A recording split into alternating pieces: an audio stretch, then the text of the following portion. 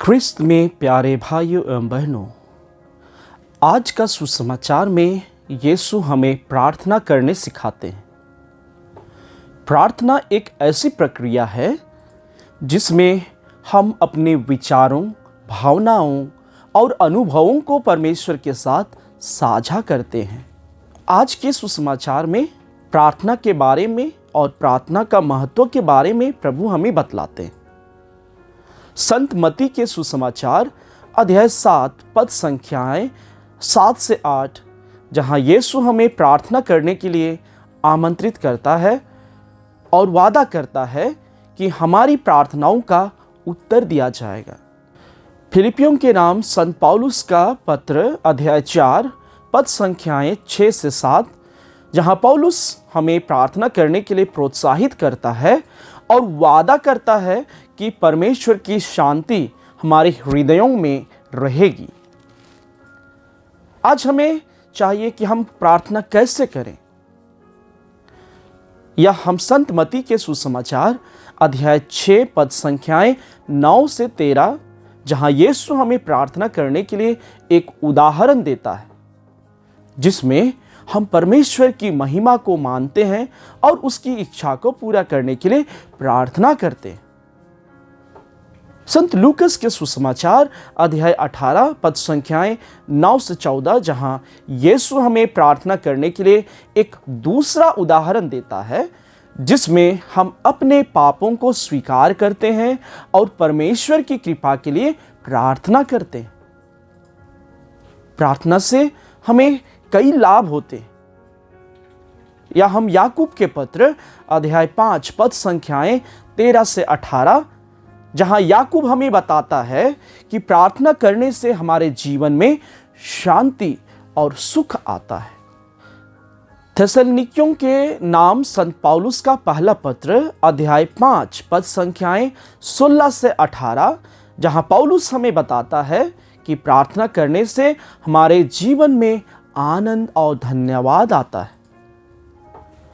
हमें प्रार्थना में कुछ बातों पर हमें सावधानी बरतनी चाहिए।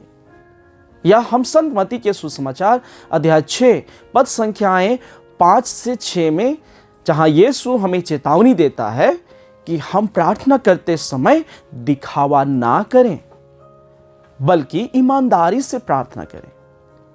संत लूकस के सुसमाचार अध्याय 18 पद संख्या 9 से 14, जहां यीशु हमें चेतावनी देता है कि हम प्रार्थना करते समय अपने पापों को स्वीकार करें और परमेश्वर की कृपा के लिए प्रार्थना करें। प्रार्थना करने के लिए यहां हमें कुछ सुझाव दिए गए हैं। प्रार्थना करने के लिए हमें अच्छी तरह तैयारी करनी चाहिए।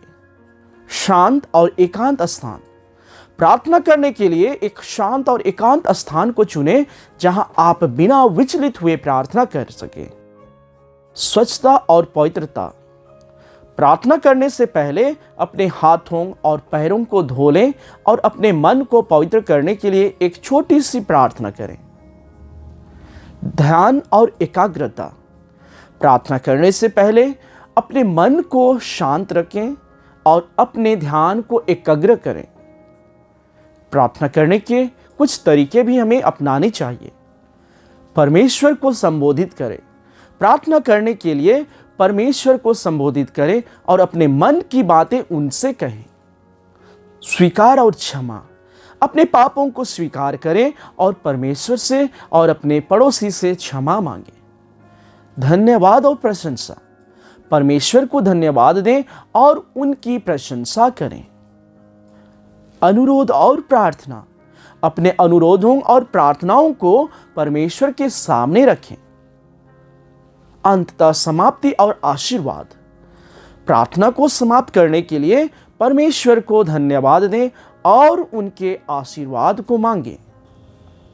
ख्रिस्त में प्यारे भाइयों एवं बहनों, हमें प्रार्थना करते समय कुछ बातों का ध्यान भी रखना चाहिए। नियमित प्रार्थना।